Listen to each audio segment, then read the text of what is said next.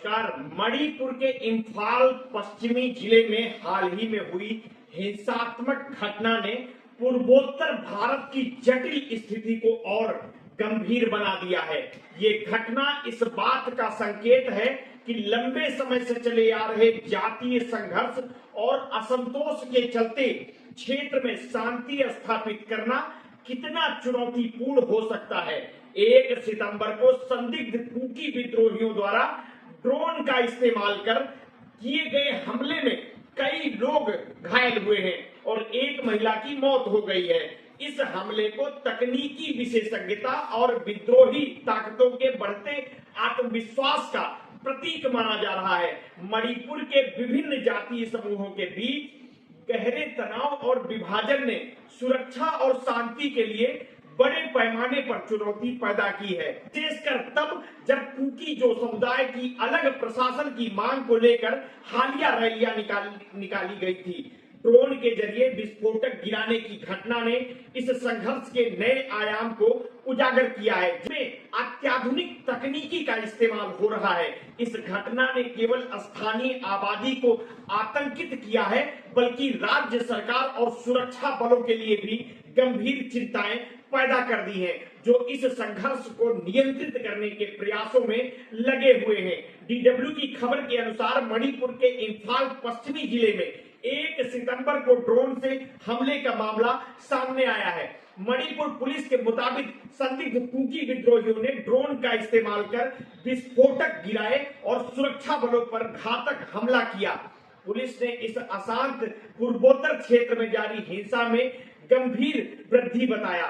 Hands हमले में 31 साल की एक महिला की मौत हो गई। उनकी 8 साल की बेटी के हाथ में चोट लगी है। इसके अलावा 2 पुलिसकर्मी और 3 नागरिक भी घायल हुए हैं। ये क्षेत्र बीते 1 साल से चल रहे संघर्ष में सबसे बुरी तरह प्रभावित क्षेत्रों में से एक रहा है, जहां गोलीबारी की घटनाएं लगातार सामने आ रही हैं। मणिपुर के मुख्यमंत्री एन बीरेन सिंह ने पिछले सप्ताह एक बयान में कहा था कि कुकी जो समुदाय की अलग प्रशासन की मांग नहीं मानी जाएगी और उन्होंने शांति का आश्वासन दिया था।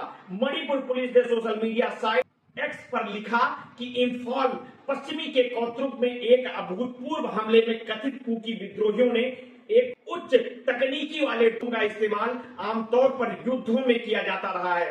सुरक्षा बलों और नागरिकों के खिलाफ विस्फोटक लगाने के लिए ये ड्रोन का इस्तेमाल एक बड़ा बदलाव है। बयान में आगे कहा गया है कि इसमें तकनीकी विशेषज्ञता और उच्च प्रशिक्षित पेशेवर की भागीदारी से इनकार नहीं किया जा सकता।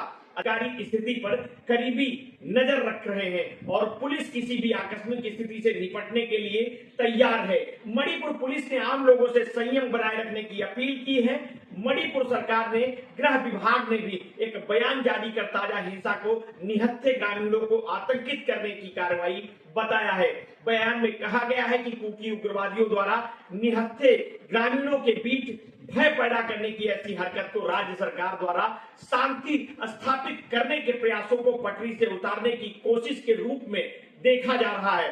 ऐसी गतिविधियों की कड़ी निंदा की जाती है। राज्य सरकार ने स्थिति को नियंत्रित करने और कौतरुक गांव पर हमले में शामिल लोगों को दंडित करने के लिए तत्काल कार्रवाई शुरू कर दी है।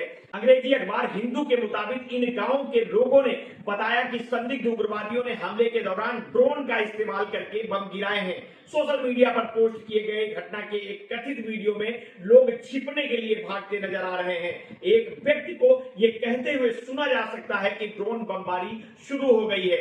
मणिपुर की लगभग 38 लाख की आबादी में आधे से ज्यादा मैतेई समुदाय के लोग हैं। इम्फाल घाटी मैतेई समुदाय बहुल है।